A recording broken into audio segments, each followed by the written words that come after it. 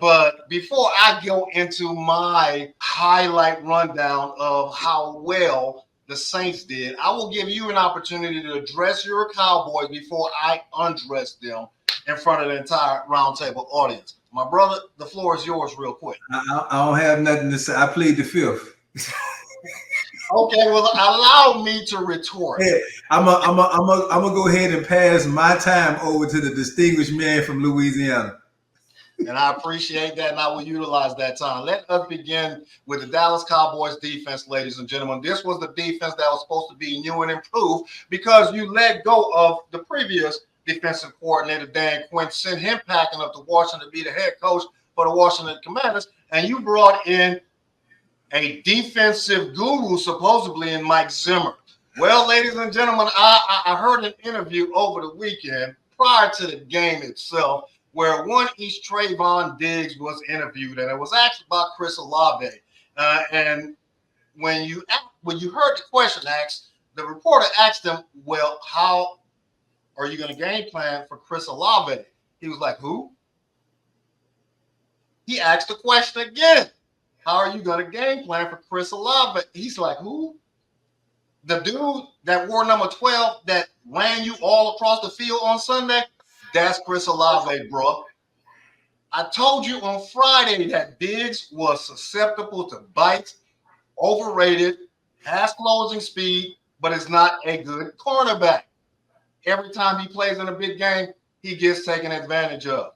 And your other defensive back on the opposite side, and I'll get to that defensive line that couldn't stop a nosebleed in a minute. But I told you that those deep threats were going to be available for Rashid. Those deep threats were going to be available for Olave. I did not think that Kamara was just going to run all across the field on your defense. But it goes to show that the defensive line, if you run right at them, they have no stoppers. Lawrence is not a stopper.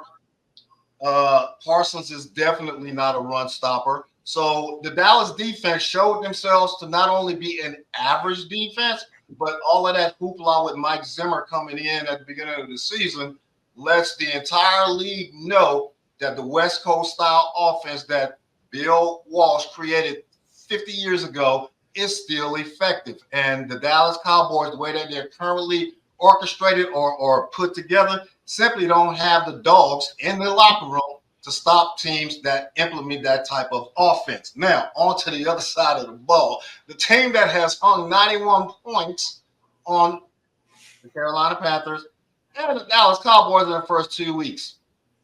You know, I made a statement after the game was over on one of my social media pages that the Saints are showing a type of offense that resembles what Drew Brees led many, many years ago.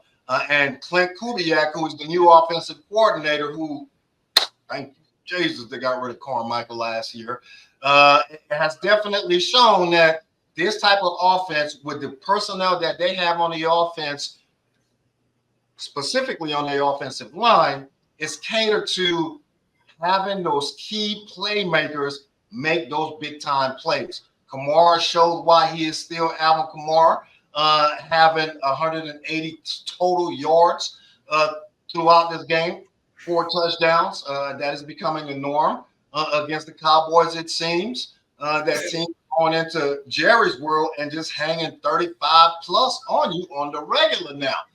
What's up?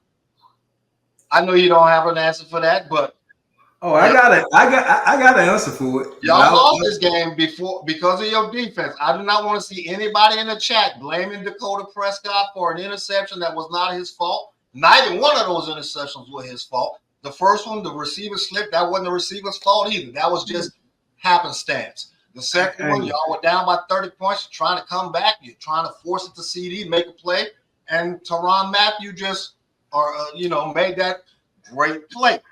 Hey, Drew, anybody that blame the game on Dak don't know nothing about football in the first place. Because that's the easy target. The easy target is to blame it on Dak because Dak just got $240 million, signed a $240 million contract.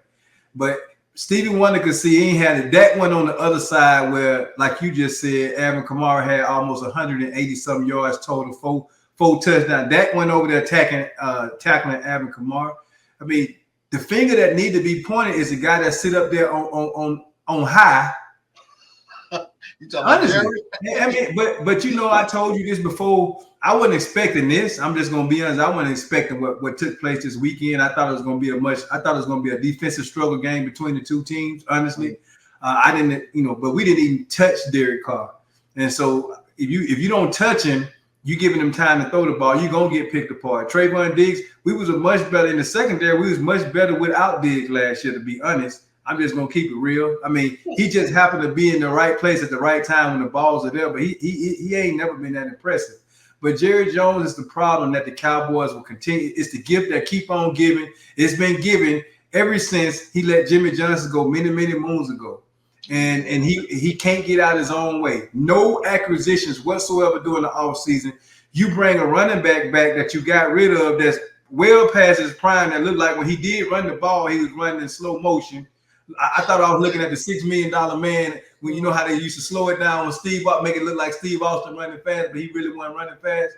So and a coach over there that really gonna do whatever Jerry say do, man. So my hats is off to the Saints. I ain't making no excuses. But for anybody that want to talk about that, I caught myself. I did a Kamala and I caught myself. I was about to say something.